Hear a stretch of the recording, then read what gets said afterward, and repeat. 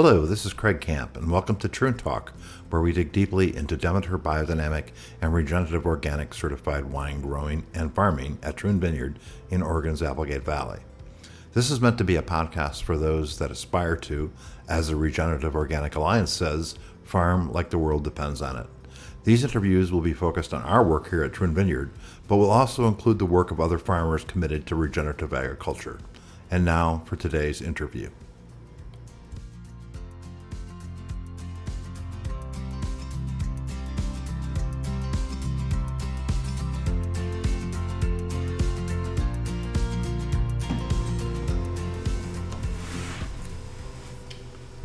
Okay, here we are in January, sitting here on probably the sunniest day we've had in weeks. It doesn't really feel like January today, but I think we're at the point now where we can think about looking back at harvest and try to digest all that happened to us.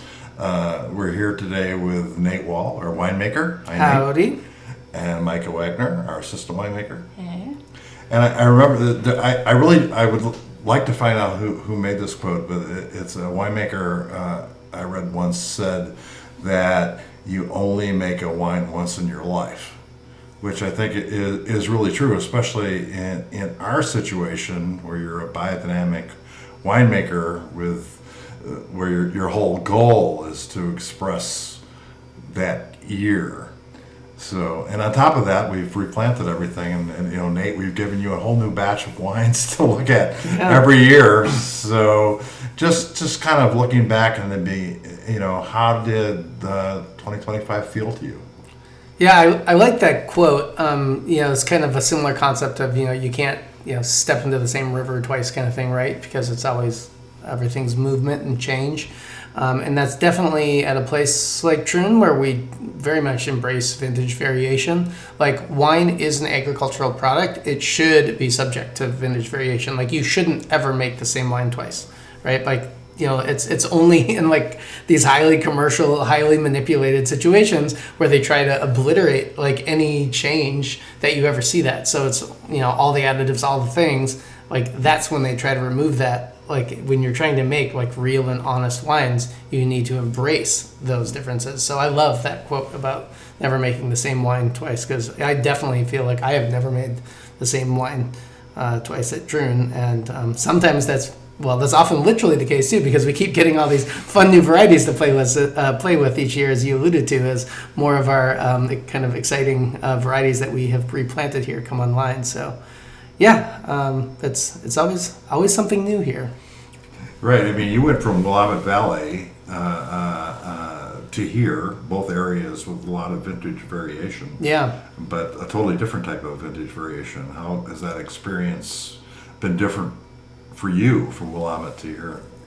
Yeah, I mean, there's kind of, I guess, since we're talking about vintage variation, there's kind of two aspects of it, and one is kind of climatic and one is cultural, I would say.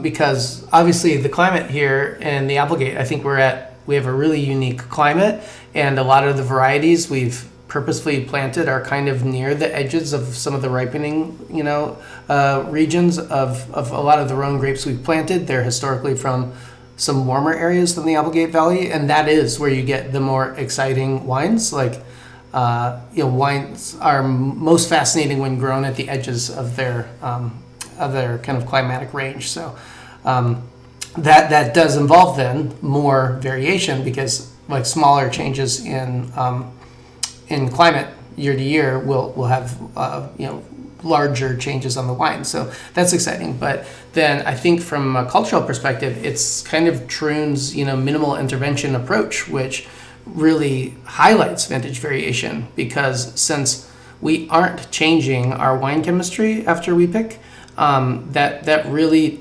just by default highlights the vintage, because when you're not changing what nature gives you, you're very clearly expressing the nature of that year. So I think just trying to double down on that is that there's like both the climatic aspect, but then at Troon, since we choose not to kind of even that out, like we don't use additives to try to alter and what that kind of natural signature is from the climate of that year, it really allows us to express how different wines can be from vintage to vintage here. So Micah, both you and I had experience in California, which is a more consistent, shall we say, climate. What have your biggest challenges have been as you came to Oregon?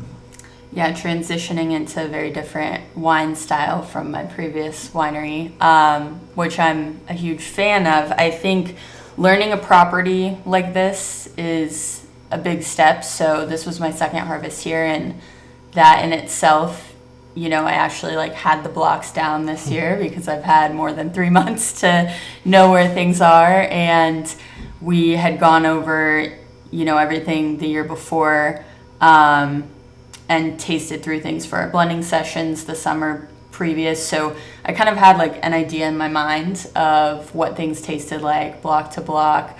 But obviously we got a lot more fruit than 2024. And I love the way we make wine, though, just because I know both of us have been asked recently. It's how do we describe to people vintage variation?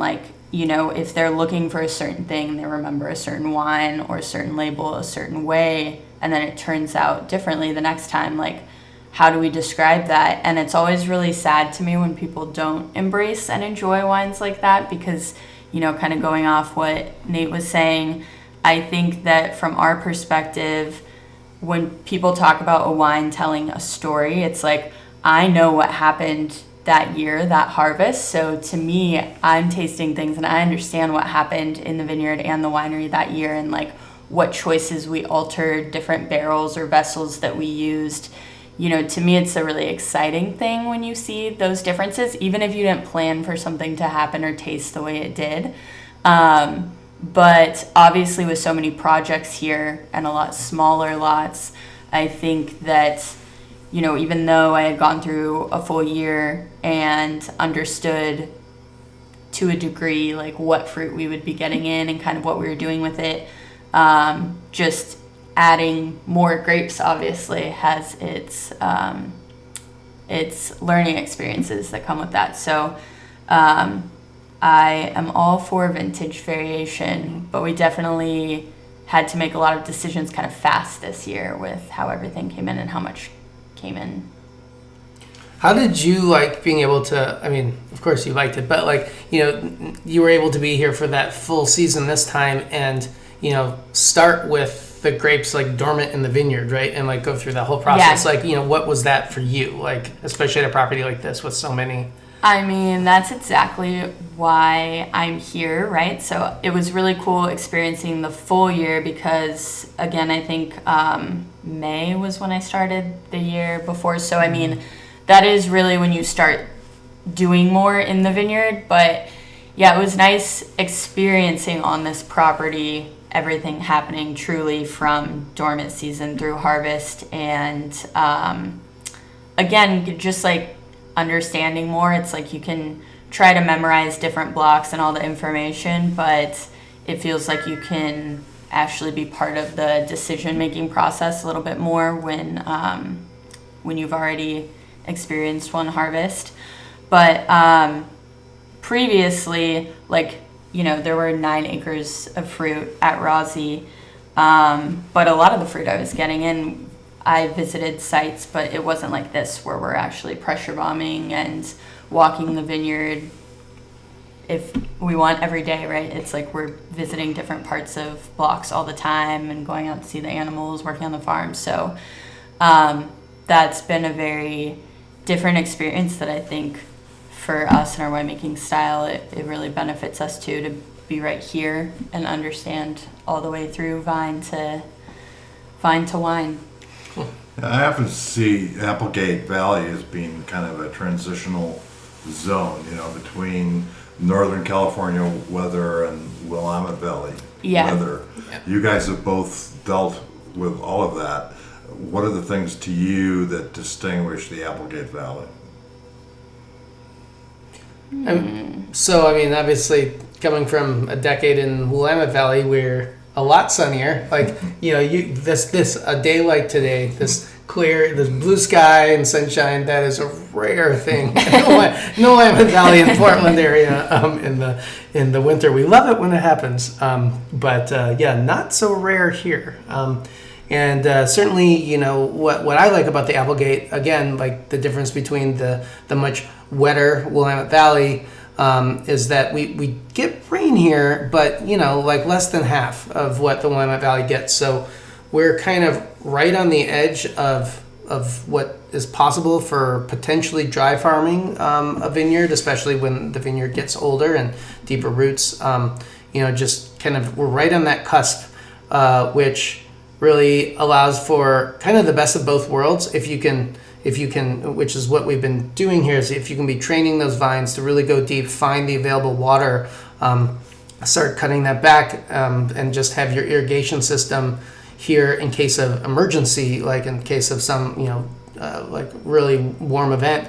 But in general, try to back that off. But then at the same time, you get all the benefits of much lower disease pressure. This is the ideal place to be farming organically and biodynamically, because we do have such low disease pressures that it's a minimally risky proposition. It's all farming is risky, but trying to do it in a way that we do here with such few chemical inputs and things like that into the vineyard. I think the Applegate is just the ideal climate to do it. Yeah. It's funny because I was forklifting in the snow like 3 days ago or whatever. Yeah. Not that it was that much snow, but that is the thing that surprised me here the most. Like, it will randomly give you very, I don't know if snowy days is the right way to phrase it, because there's only a few snow days per year, but you can go skiing and snowboarding not far from here. But then the summers are super hot, which reminds me of Napa and a few other regions I've worked in. But I love that this is just such a little hidden gem, and I feel like it brings in a lot of people kind of traveling, like you said, between Oregon and California. So a lot of really talented farmers and winemakers out here. I don't know if it parallels another region I've worked in, because all of them are so unique, but hopefully, right? Yeah. But I like that you truly get 4 seasons, I'll say. That's really fun here. Yeah. So last January, we took 2 days and sat down and really reevaluated our viticultural program. We've gone through a lot of changes here. We were feeling our way forward, and some of the things we did didn't work. So we instituted a new range of farming practices. How did that go for us through the year, and what did you feel about that? Yeah, I think one of the biggest things we noticed is how our younger vines were responding to some of the vineyard treatments that we were doing.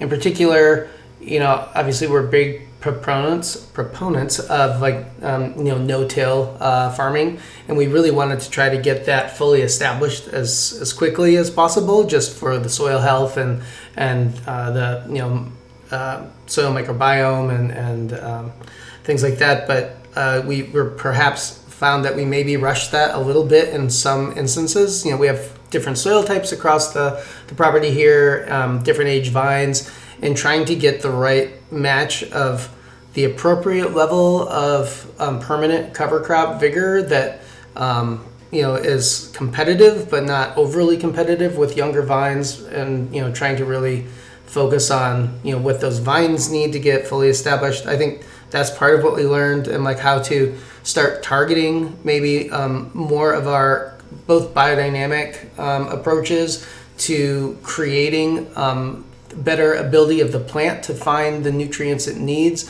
versus making sure that we are also providing the appropriate nutrition for younger vines as well. I think we made a pretty good, we understood a lot after last year, and we made a lot of really good changes, and we did see really positive benefits from that reflected in this year's harvest. So I do like the fact that, I mean, there's not a whole lot of projects like Troon, like what we're doing here, so we kind of end up writing our own instruction manual as we move forward. But yeah, we're continue learning, and I think we saw some positive outcomes this year. Yeah, our yans looked pretty good overall, so our nitrogen.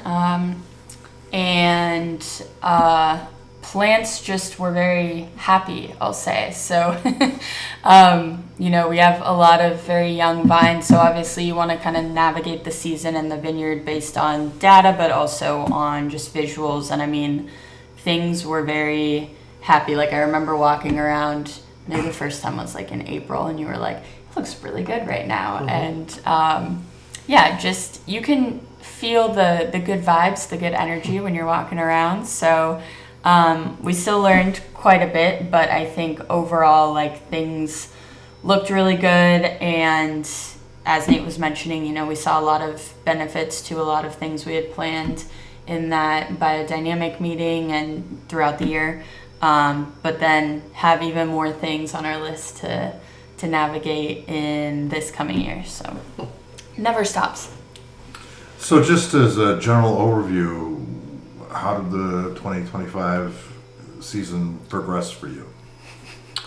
Yeah, well, you know, I always kind of keep little notes throughout the year just to remind me. You know, I kind of have like a journal of what happens. But a few of the things that I made note of that I thought was interesting is, you know, if you're just looking at the growing season as a whole, kind of notable differences would be, you know, we had a very cool and wet April, which was particularly great because we continued getting snow. So the mountains around us stayed snowy. Like our local ski area, Mount Ashland, stayed open for almost an extra month because they had so much snow and good quality snow. So we always love those years, right? Because that snowpack is what's going to drive our water availability in the summer. And the better the snowpack, the lower the drought possibilities, things like that going into the season. So that was nice to see. The flip side of that is we were a little nervous about what that might mean in terms of our ability to get into the vineyard to do a first mowing pass for frost protection. Because if it stays really wet, you know, you kind of have to stay out of the vineyard. And spring frosts are an occasional problem here. Again, that's part of the excitement of being right on the cusps of the vine's kind of growing window.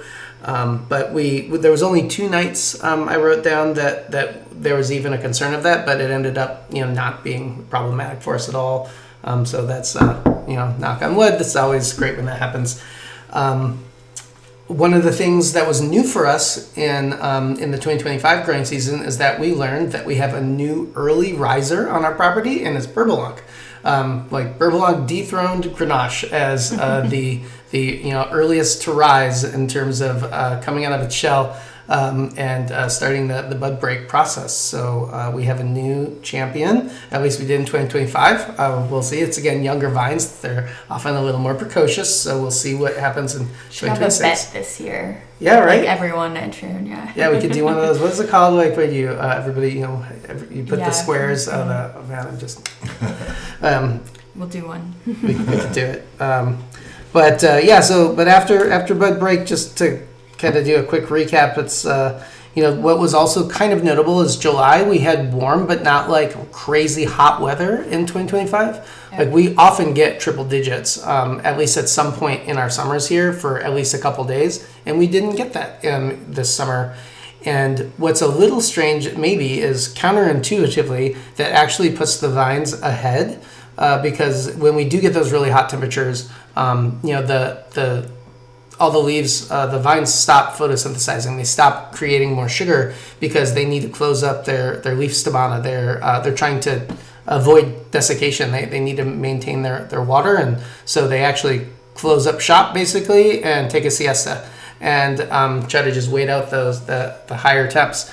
And that didn't happen this year, so they actually just continued just photosynthesizing away. And so it's actually a benefit, you know, in some ways. To not have those really hot temperatures, avoid some vine stress as well. But the last unusual thing for us, I guess, moving into the harvest season was the September starting with a bang, literally. I said because we had these thunderstorms, and and so we had a little bit of rain in early September, which is very unusual for us as well. We normally don't get almost a drop of rain until October sometime, and sometimes even into November. So that was just that's a blessing and a curse, right? It's nice to give the vines a little extra water, even if it was unintentional, as they move into that last stages of those ripening stages. But it does what I was saying earlier about the minimal disease pressure here. It did up the potential for mildew and some rot issues, which we did see a little bit more of this year than we have ever really seen in the past. So blessing and a curse there, but I don't know. Those were just some of my recollections from the 2025 kind of growing season. Yeah, I remember we kept telling the interns that it said it was going to rain, and we're like, oh, that's Willamette Valley. This is like a light drizzle, and we'd all come in and be pouring rain the next day. So we had, I wish I had written down like how many days, but we had a few, like not full weeks, but just kind of like sporadically there'd be some pretty heavy rain. So yeah, that was a lot different. Last year was just like beautiful, sunny. We left all the ferments outside. So temperature was definitely something that we had to get crafty on a little bit more with our ferments this year. So most wine regions have a particular variety that they're famous for. So here we have 20 varieties. What are the unique challenges going through the season of working with so many varieties? Well, they should in theory all come in at very different times, but what we're learning, and with how many projects we have going on, and like to elaborate on that, it's like we have all these different red varieties, but some are being used for rosé, some are being used for red. Did you do the math on how long harvest was this year? Yeah. So what's interesting is, first off, we had 51 separate picks, which I thought was kind of interesting. Yeah. So that's if you're a winemaker, that's 51, that's a lot. 51 picking decisions. Yeah. Is something interesting. And we'll tell you, should I say tons now, I guess? Sure, yeah. 158.75 tons. Mm-hmm. So you do the math on that. It's quite a lot. Right, yeah. So I mean, if you average it out, it's like 3 tons per pick. So which isn't how it happens. We have some things that are more, but we have a lot of these little unique things that all need to be considered separately and harvested. Again, back to our minimal intervention philosophy. It needs to be picked at a very precise time to have the balance that we ultimately will need in the winery. So yeah. Yeah. And last year was only 2 weeks about a picking, right? It was like 15 days in 2024. Okay. Yeah. 2024 was really compressed. This was compressed, but less, a little bit, because, the first pick at Troon wasn't until September 15th, but our first pick was actually August 28th, because we purchased a little bit of fruit from the Rogue Valley, from the Bear Creek Valley this year. They're warmer than us, and it shows in that picking day. So August 28th, and then our final pick was October 9th. Okay. But again, we didn't start picking at Troon until the 15th of September, so we just had those just a couple weeks of... Felt longer, I guess. Well, and I did take a note of this too. So it was the 27th of September when we finally got that little bit of rain. I don't know where I put that down. As well. So we had the thunderstorm early, and then we had great weather, and then we had a little bit of rain at the end of September, which we all were thankful of, because that actually finally slowed things down a bit, and we could take a little break and finally get caught up with all the fruit that had just been, the deluge of fruit that had been coming into the winery. I think because this happens again in the Willamette Valley frequently, and you actually appreciate those forced breaks of just the constant, new, next day is another pick, and then another bunch of fruit coming in. Sometimes you just need those days to stop and just take stock of everything you've got and really get on top of what you have. So that was good to have. So Nate, most people tend to, when they talk about picking decisions, they talk about bricks. Yeah. Sugar. You pick on pH. We do. So how explain that thought process? Yeah, so because we are looking for balanced wines, especially for whites and rosés, but also for reds and amber wines, what you need to have a balanced wine is proper acidity, proper pH, however you want to talk about it. It's a little confusing when you talk about pHs, just because the lower the pH, the higher the acid. So when you hear people talking about it, like if you're like, oh yeah, I pick high acid, that means low pH, kind of counterintuitively. Anyway, since that is our target, it does lead to that balance year after year, but then it also leads to the vintage variation, because at a similar acidity level, you're going to have very different like sugar levels, so like in total alcohols, and different types of flavor development in different years based on when the vine reached that point of acid. So what's kind of strange is in a slightly warmer year like 2025, somewhat counterintuitively, that means a lot of our wines are actually lower alcohol in 2025, a warmer year, because we as things heat up, the vines start losing some of their acids faster. And if we're concerned about that acid balance and we pick for that acid, that means it has accumulated less sugar by the time it gets to that important acid break. So in most other kind of more conventional approaches, really hot years, you have really high alcohol wines because they keep soaking up the heat, and people just leave them out there because they're going to dump pounds and pounds and pounds of tartaric acid from a bag to fix that whole acid problem. But if you don't do that, you end up with just differences in wines that might be unexpected, like sometimes warmer vintages having lower alcohols, but yet still balanced wines. So then, as biodynamic winemakers, the choices you make in the vineyard are kind of your final options. So how does that affect your thinking in picking, the fact that you just can't make all these corrections? Well, I mean, I think, like he was saying, we pick mainly based on pH, but obviously we're not just looking at a number. It's like we're going to walk out there and taste it, or if our interns took a sample that day and they have the juice lined up ready for us to taste, sometimes you get a number back that is super believable, and maybe you run it again and it says a certain thing, but you're like, that actually just doesn't taste like exactly right for a pick right now. But I think most of the time it's like Nate kind of has his targets. Yeah, there's like a window basically that you have, so it's like there's a little bit of an option, but it's like I think pretty much everything this year came in kind of as planned, and we literally don't use anything else if possible, but there are, based on standards, like you can be using bentonite and a few other things within your winery, but if we... Yeah, even in Demeter, that's allowed. And bentonite is... clay. A clay, yeah. So there are some options for people with various certifications, but if we can, we'd like to not add anything if possible.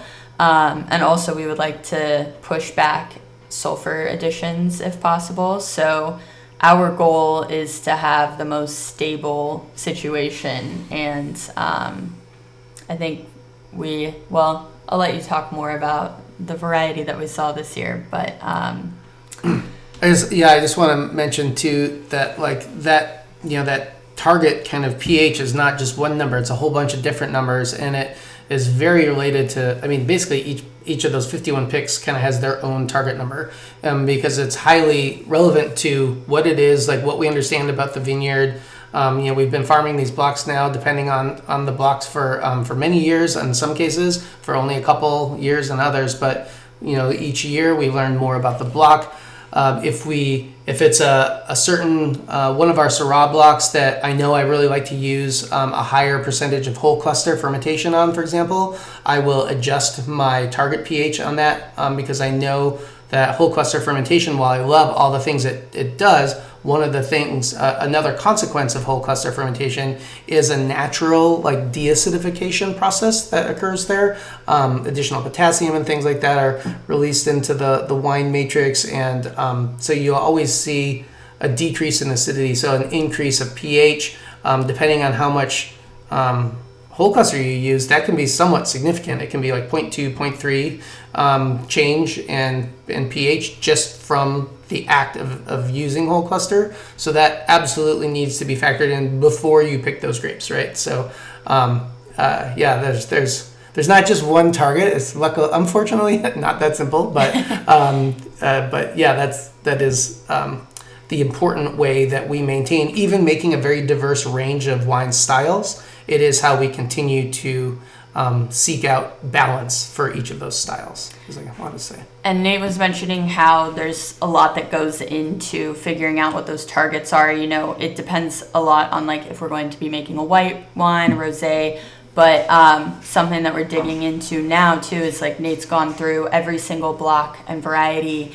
and kind of made like a brief outline of like what he thinks about that grape on that block, what it's going to be for, characteristics of those vines. So that way, like Craig was mentioning, we're truly looking at Vineyard through the winery and kind of, you know, understanding all the way back to beginning of the year. It's like, how do we use all the resources that we have to get the best numbers possible to make what we want to make happen? So obviously things always change throughout the year, but we can have our plan that we go off of. And a kind of corollary to what you just said is that in like really trying to get to know those blocks, like what we really need to do is we need to determine like what the best use of that block is. Like, what does it want to be? Because there's a lot of different ways you could do this. You could you know whole cluster or not whole cluster. You can make it as a rosé, you can make it as a red wine, you could do a carbonic, you could do a lot of different things with each one. But to find like the thing that thing wants to become and then support it in its process of becoming that thing, like that's how you're going to have the least obstacles, the greater success in a very low intervention system. So like, you know, that's the process that we have to like slightly refine each year. Each vintage gives us, you know, one new page in the history of like what that grape is and wants to be at Troon. And so like just, you know, really continuing to dial in the intention behind that is ultimately, you know, what we like how we're going to achieve like the best wines we can from all of those different 51 picks, you know. We should talk just a bit about sulfur because you know, the whole no sulfur rage that I think is trending right not now. a great idea. Fortunately, it seems to be trending the other way. Mm-hmm. But I think, you know, you have a very distinctive sulfur program here that's very intentional. Mm-hmm. And if you could go into that a bit. Some may say reckless. I'd say intuitive. I feel like Nate's the most intuitive person I've worked with sulfur, because it's really like, you say reckless, I'm guessing, because most people would be like, what are you doing? But it's like really truly like you're feeling out, tasting, looking at data, and then comparing that with, you know, looking and tasting depending on where it's at in fermentation. But it's truly case by case, which takes a lot of time. But yeah. Yeah, I think not using sulfur at crush is, you know, the first place where we diverge from the majority of wineries. That's just so common. And I guess to you know, spoiler alert, we do use sulfur. We use it before bottling. Or non-spoilage alert. Yes, yeah. Spoiler, non-spoilage. I get it. And that is why. While we do intentionally make vinegar here now, we do not want our wines very becoming separate. vinegar. Very separate production program. Luckily, not in the same place at all.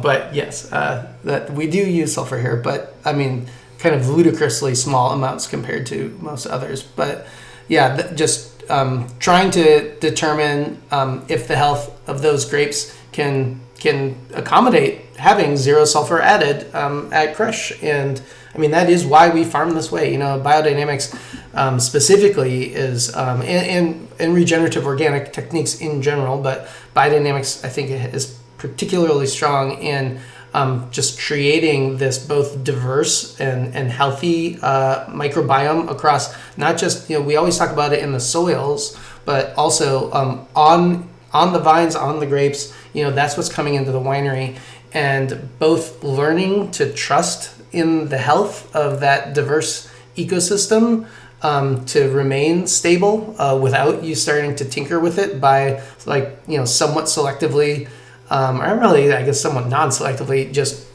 destroying like huge chunks of those populations with sulfur as it comes in.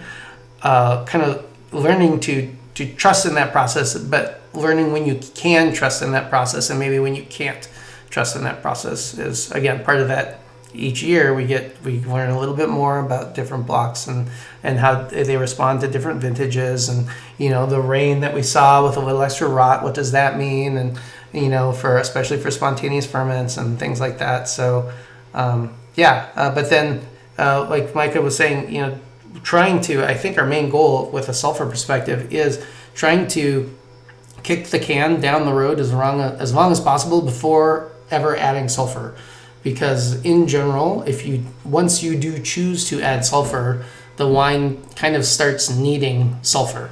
So if you can push that back as long as you can through a bunch of other means, which we do not have time to discuss in this podcast, but there's a lot of other ways of certainly like minimizing oxygen and or dealing with oxygen, particularly through the use of lees and different types of vessels that do a better or worse job of kind of keeping the wine either in contact with their lees or away from oxygen. Yeah, there's a lot of things we can and do employ to try to maintain this lower sulfur regime, basically.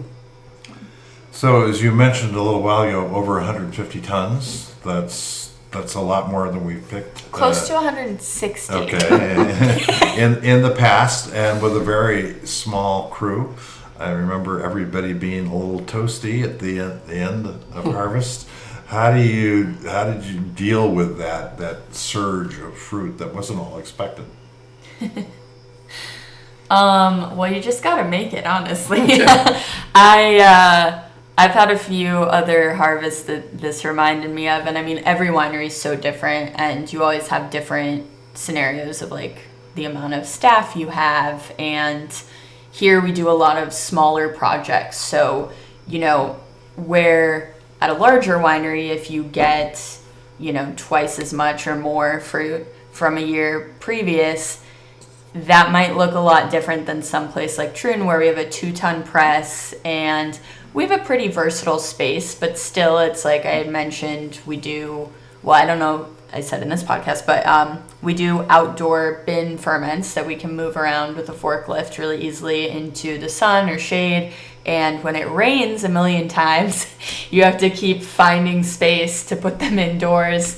And we even had a fire at one point briefly. So it's like to be able to multiply something that you were doing at a much smaller scale when you're doing so many barrels and bins and things. It's just really, it's like a sport, right? Like you realize that you're in the game, and you gotta get through it. So we have a wonderful team here, and we were able to get a lot of voluntold, we were calling them, to come and help with things like punch downs and sorting fruit. Because there was quite a bit of work. Maybe I will say the punch down stats now, but I was saying things multiply a little bit faster at a place like this when you're doing so many small projects. we were curious how many punch downs alone we were doing, and this is not exact, but it's just kind of... Ooh, I took a guess too. Let's see how close our numbers are. Did you take a guess? What was your guess? Or like from the sheets, right? I mean, Adding them kind up. of, yeah. Okay. So from 2024, we did 68.3 tons total. And this is for reds, mainly for punch downs. We did 471 punch downs was what I got. This year, or this last year, 158.75 tons again. And so instead of doing 471 punch downs, we did around 1,446 punch downs. It's almost the same number. I had about right around 1,400 punch downs. Yep. Yeah, and we could point a punch down isn't one punch. Yeah. It's not, yeah. It's an extended punching period. Like, even if you say, this is the last thing I did on that, even if you say that's 5 minutes per punch down, which punch downs generally take, I mean, that's that's 120 hours of straight punching down, like 24 hours, like 120 hours. That's how days and days of just like pure somebody punching something And down. then, and then you put all those whole clusters in there. Well, yeah. yeah, whole clusters that I love so much. Yeah. Makes those punch downs a lot harder. Yeah. And this was all of Troon partaking in this. It was not just Nate and I. But every morning someone starts with punch downs. So, I mean... Literally all of Troon this year. What's so cool Literally. about 2025, like, we had the gardeners coming in doing punch downs. We had some tasting room people. We had, sales. Like, I mean, anybody on property, if we saw them, we're like, hey, you don't look as busy as we are. Come on over here. Yeah. So that, that's just one task, right? So you see how much things multiply pretty quickly. I think it's just when you're in a situation like that, Nate and I both have a lot of experience at a lot of different types of wineries. So I think it's really cool that you see something going wrong in theory, or you're like, oh my gosh, I need to figure out, how to do this at this scale. And we've never done that before. And we probably think this is normal, but it's like you're able to kind of make those snap decisions because you've seen another scenario at another winery. And, maybe it takes a little extra work or something, extra volunteers. But I feel like we navigated pretty well. Things breaking, needing to bring people in at various hours to help.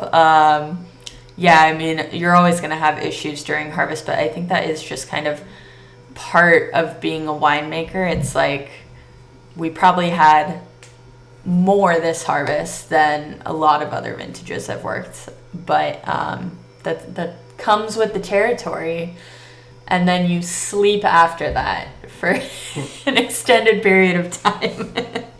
I have more fun facts. Tell us the fun facts. So we had 74 different fermenters for red, only for reds and oranges, right? So 74 fermenters. Did you do a comparison at all? No, I didn't. I'm okay. I'm solely focused on 2025. I'm there in future focus. That's what I do. Not going back. 114 barrel ferments. Which actually seemed a little low to me, but we had DISA, we had some larger vessels where that's true. Some of our white, particularly our white ferments were taking place in like the concrete and stuff, which we should get to in a second. But so let's see, and then we had 12 other vessels. Let's see here. So, but the point is that with all those vessels, I also estimated that we took about 4,000 readings, like bricks and temperature readings. That's a good one. And that's continuing, by the way, because we still have some barrels of white and rosé. So that number's going to get bigger. We're gonna do this here today, in fact. So it'll be 4,030 by the end of the day.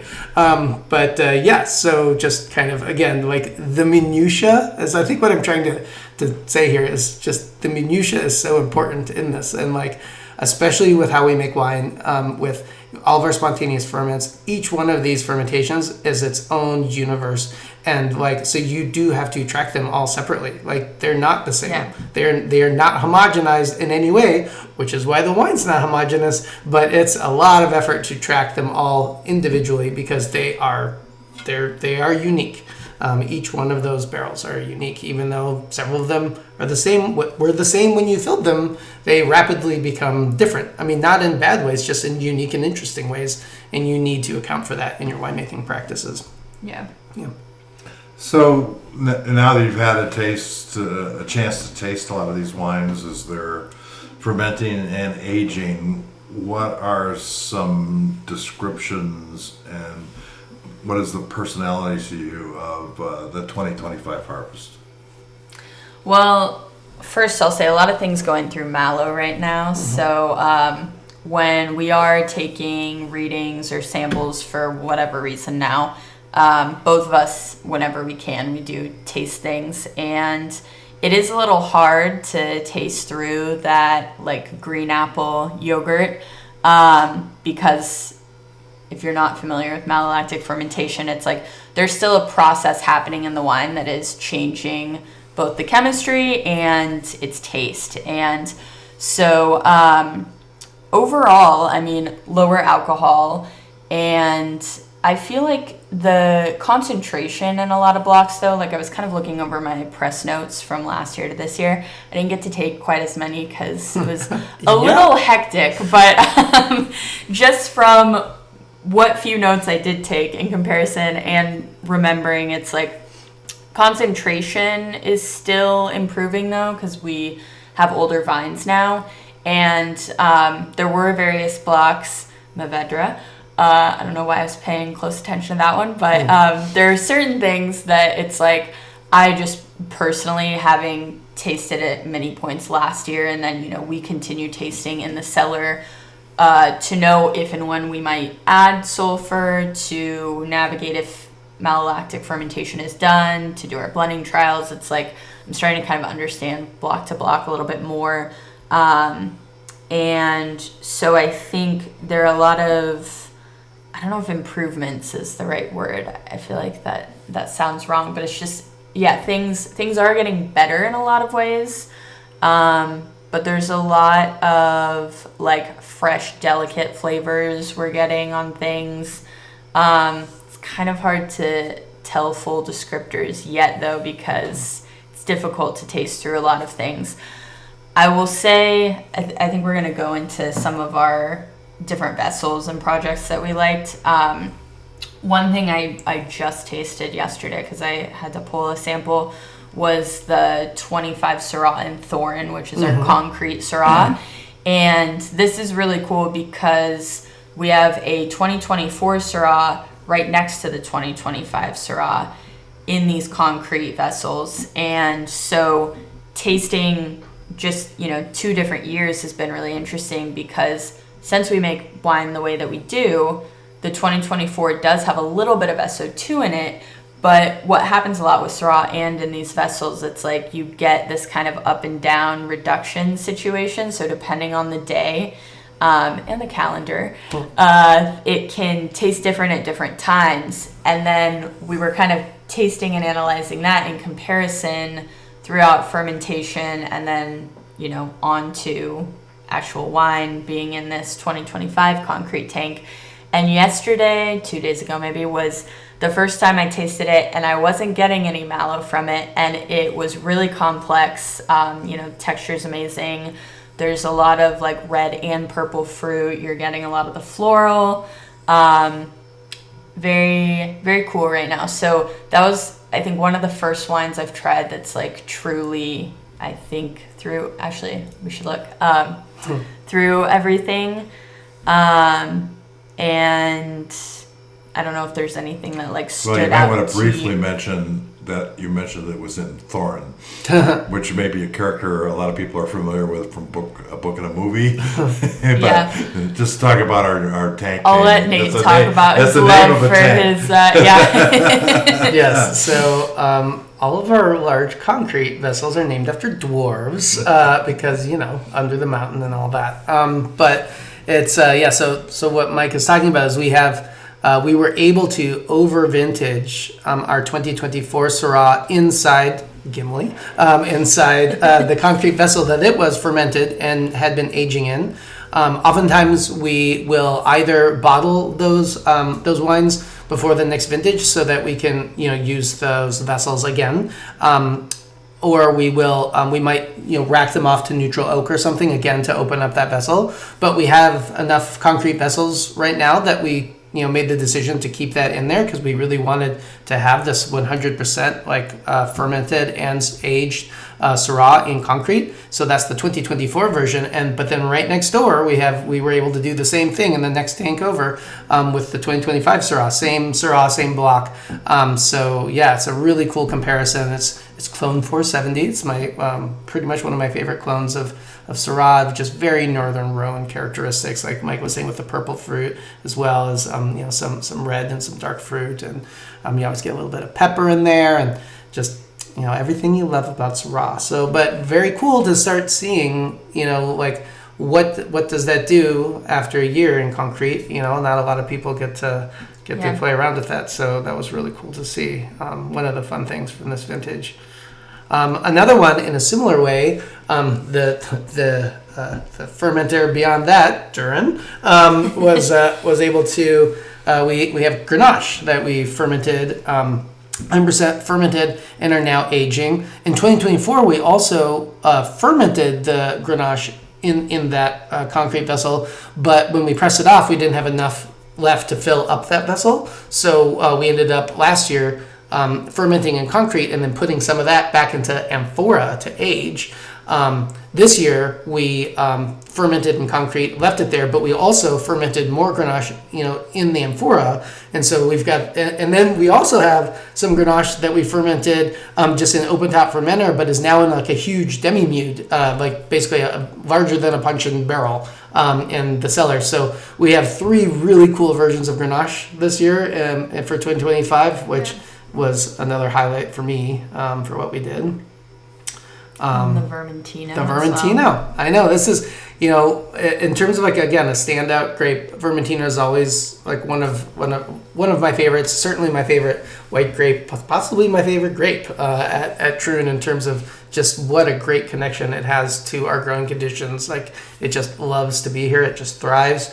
And we were able to have, again, they're kind of large vessels, so you need enough of it, but 793 gallons of concrete fermented and now aging Vermentino in concrete. So last year we were able to use one of our larger Dolia upside down eggs, concrete eggs. So our Vermentino from last year had about 50% concrete in it, but this year we hope to be able to release a 100% concrete fermented and aged Vermentino. So that's going to be really cool.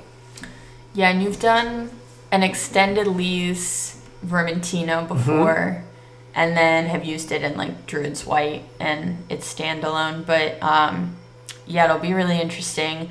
Like I was excited because we had that Vermentino tasting in 2024, and it was like a lineup maybe of 15 wines or something like that. And we were looking up a ton of facts about them and then continued drinking a lot of Vermentino because we love it. And the whole idea of concrete and like some of the ones that stood out the most to us, we were very excited to have enough to actually fill up one of these.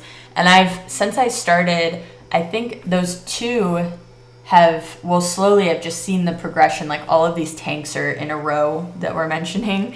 And it's like I started 2 years ago and there was only one filled. That we used, yep. Yeah, and so like slowly they've all now filled up. So we'll see. We have quite a range of experiments going on in there, but it'll be cool. I think another really interesting one is the Beurre Blanc. Yep. You should talk about how we got more toys this year too, not just more grapes, because those amphora are new to us. That's right. Yeah, we got 2 kind of on the larger side sandstone amphora. So those were unique, and the reason Micah is bringing this up now is with Beurre Blanc. This was our first. We did have a little bit of Beurre Blanc in 2024. It was the first harvest of it for us, enough for us to start learning what its characteristics might be here. But this was 2025 was our first actual harvest of any appreciable amount.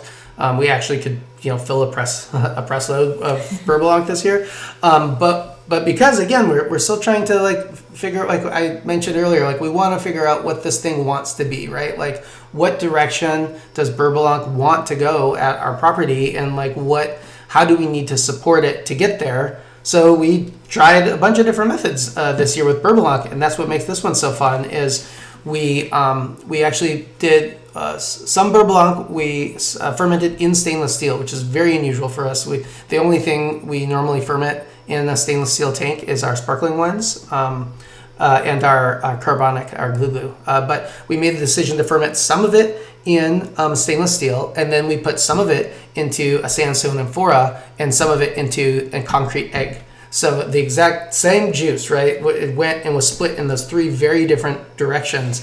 And so we've now, and then subsequently, we did barrel down the stainless steel fermented Beurre Blanc into neutral oak. So we now have, these neutral oak barrels of Beurre Blanc, the sandstone amphora, and the concrete egg. And tasting the similarities and the differences between those is really crazy. Like, it's so cool to see, like, just how that, somewhat singular but simple winemaking decision of what vessel to put in just utterly changes the trajectory of that wine.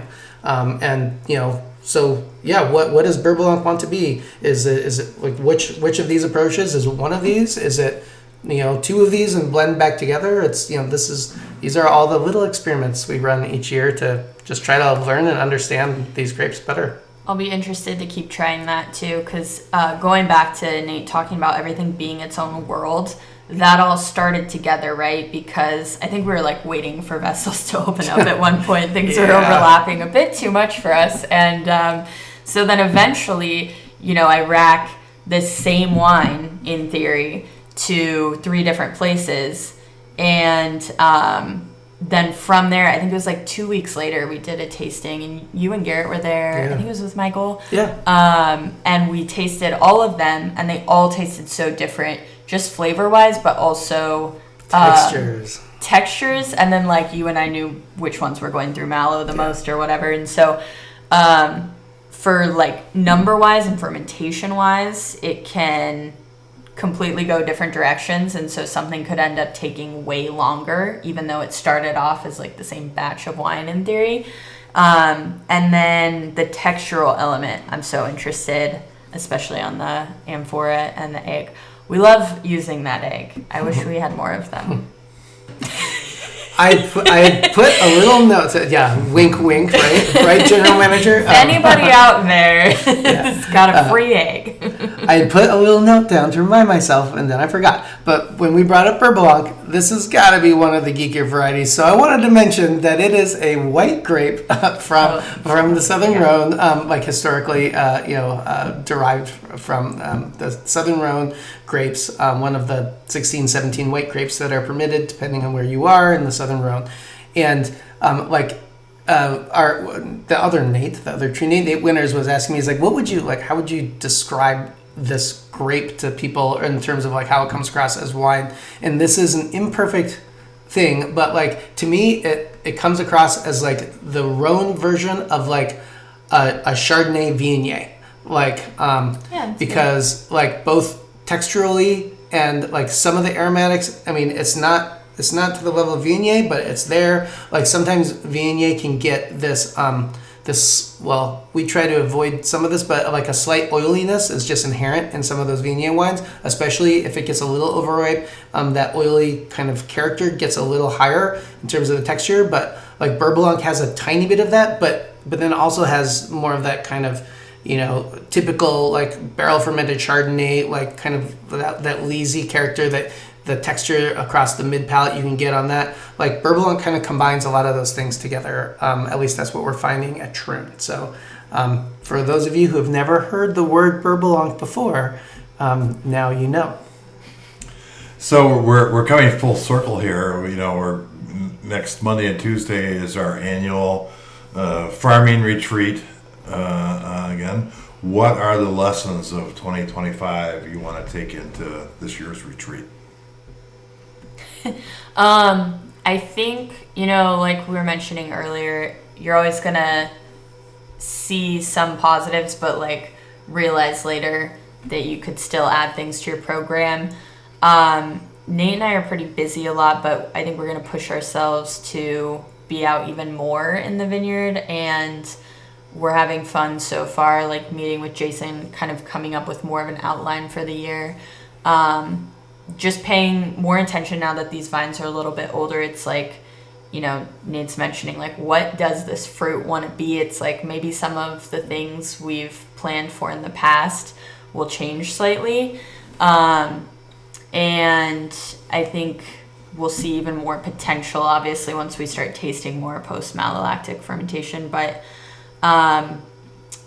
it'll be cool to just kind of elaborate on what we've done in the past, and then I think syncing that too with Garrett will be cool in the coming days. I don't know if there's like specific things you want to talk about, but For me, I would say that like vine balance is like what I'm thinking of for 2026.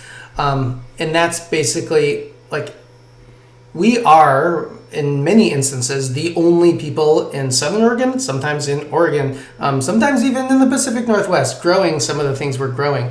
And so we don't have another model to look at like what some of these grapes should or shouldn't be doing, like in the vineyard, like what they need to be balanced. And you know, so like we have a couple of growing seasons now for some of these grapes in the vineyard, and then we see how that translates in the winery. And so trying to put those puzzle pieces together and figure out, okay, what is the vine balance we need for each of these varieties in the vineyard to like enter the winery with that same balance that we need for the wine we want to produce from those grapes. And so it's that continual learning process. But you know, each vintage we learn a little more, and especially this last year, we kind of had some of the first or maybe second harvests on a lot of these more unique varieties that there is just less of a knowledge base on because no one grows them. And so, yeah, for me, I guess moving into 2026 is trying to fine tune some of these totally unique varieties. Some of the other varieties, certainly varieties that had been planted at Troon from 1972, like some of like our Syrahs and you know, things, and even Vermentina we've had here for a long time. We just have so much more historical knowledge of what those grapes need here. But some of these newer ones, yeah, we're still learning. And so to me, it's finding better balance for some of these new things based on what we've seen so far. So as we come to a close here of our hour, any just final thoughts for you as individual winemakers in the 2025 vintage?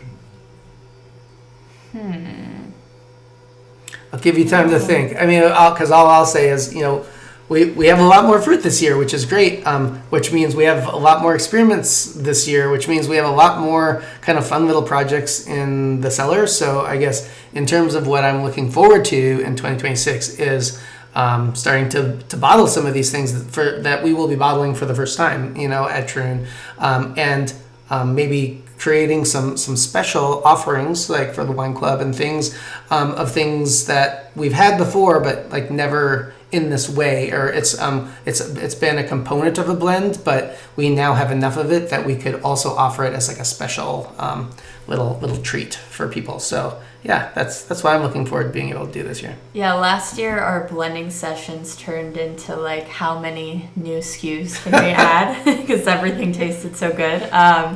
So I do think in the case of a vintage like this, it's like all this extra work, right, on the front end. But then, like Nate's saying, I mean, I'm also really excited for blending because it's like you get to actually try all these things that you kind of tried to figure out, like, okay, how do we make this the best way possible, even though we're getting more fruit in and maybe I don't have that certain tank available, or I need to like change my original plan. To see how all of that fits together will be very fun. I think even just using some of the vessels that we had in the past, seeing fruit come in that hadn't before, stuff like that was really exciting this year, despite how tired we were in the moment. But just like every vintage, I mean, lots to build on, lots was learned. And a shout out to our interns too, who really did an amazing job on top of Troon. I think one positive thing, you've mentioned this too, is that our whole team does so much. I mean, I think everyone wears 100 or 200 hats here, but to see everybody be able to come out and do punch downs, sort, be at dinners, just like, actually see what's going on. We had a lot of people like making us coffee and stuff. So it was really nice, just like truly all of Troon being involved in one way or another. So I think that despite the hard jobs that we had to kind of figure out and navigate, it did, on the bright side, really bring everybody together. I think everyone learned something about winemaking this year. So, well, great. Thank you both. It's great to see everybody rested now and back to normal and get ready to go again.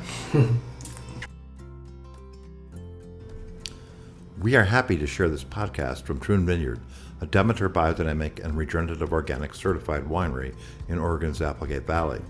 We farm like the world depends on it, by growing produce in our gardens and naturally crafting authentic wines.